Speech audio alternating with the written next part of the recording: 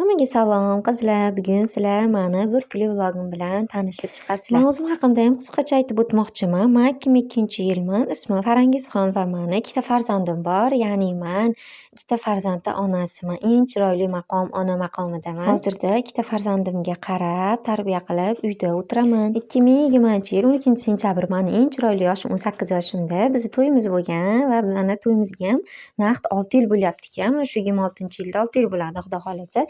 Lekin men hali haligi na magazinga chiqaman, na mahallaga chiqaman, umuman ko'chaga chiqmayman, ishonasizlarmi? Uyda o'tiraman faqat. Zubayr mana yerda ko'ryapsizlar, yig'layotibdi. Bugun birinchi marta mana shu ish bo'ldi. Biz magazinga chiqdik, xo'jayinim ruxsat berdilar. O'shaning uchun balalarni kiyintirdim, keyin-sekin yo'lga chiqdik. Ikkita balali bo'lganimdan keyin sekin-sekin endi ruxsat tegyapti. Oldin ruxsat tegmagan narsalarga. Qizlar, mana bizning mahallamiz, Zubayr, Muhammad Amin, men yo'lga chiqdik. Kalaskaga solmagandim. Kalaskaga solib hozir ko'payishib ketamiz deb o'ylab o'zimcha solmadim, lekin oyoqlarim, qo'llarim hamma yog'im og'rib ketdi. Chunki Zubayrni qalin kiyintirib olganman, kurtkalar kiydirib, battar og'ir bo'lib ketgan. Muhammad Aminni ham qo'lini yurish kerak. Mana yerda qo'rqib ketdim. Mashina kelyapti ayijon deb to'xtab qolsa bo'ladimi? Muhammad Amin ham umuman ko'chaga chiqmagani uchun baribir bilindida. Ko'chaga chiqmagani uyda men bilan o'tirib o'rganib qolgan uyga o'tirishga. Mana magazinga ham kirib oldik. Magazin ham haligi Vibr ko'p emas ekan. Baribir mahalladagi magazinlarda Vibr ko'p bo'lmaydi.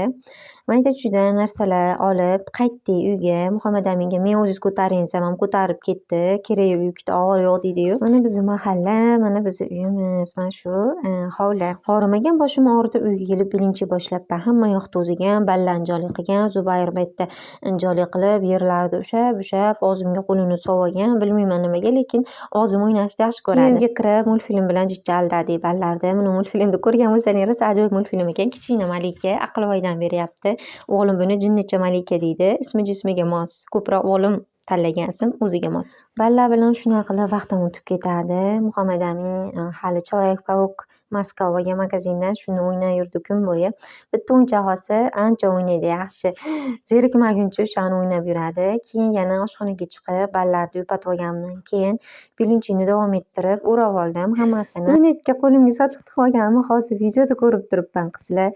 Oshxonada mana shu bitta bilinchi olguncha shuncha hasham bo'lib ketdi. Keyin yana uyga kirib, xonamizga kirib, ballarni yana o'ynatdim. Muhammad Amin bilan o'ynadik. Muhammad Amin bilan bitta o'ynasangiz bo'ldi. Keyin shu bilan yana deydigan fe'li bor. Umuman to'xtamaydi, zerikmaydi o'yindan. Bo'ldi o'g'lim desam ham tushunmaydi. Yo'q ayijon yana deb turaveradi. Uyda o'tiradigan oddiy kelinda real hayoti qizlar menimcha shunaqa bo'lsa kerak. Farzandlari bilan farzandlariga qarash, uy tozalash, ovqat qilish. Sizlarda qanaqa o'tadi? Kommentariyaga yozib qoldiringlar. Sizlar ham uyda o'tirasizlarmi yoki ishlaysizlarmi? Qo'lli kelinda real hayotini kuzatib boringlar. Bizga obuna bo'linglar va like bosishni unutmanglar. Aytgancha hozir xo'jayinim safardalar, lekin o'zlari shetda bo'lganlarida albatta ovqat qilganimda o'zlari qarab turishardi. Shuning uchun hozir ovqat qilganda ham doim bilamiz. Qisqa vlogimiz tugadi qizlar. Paka-paka.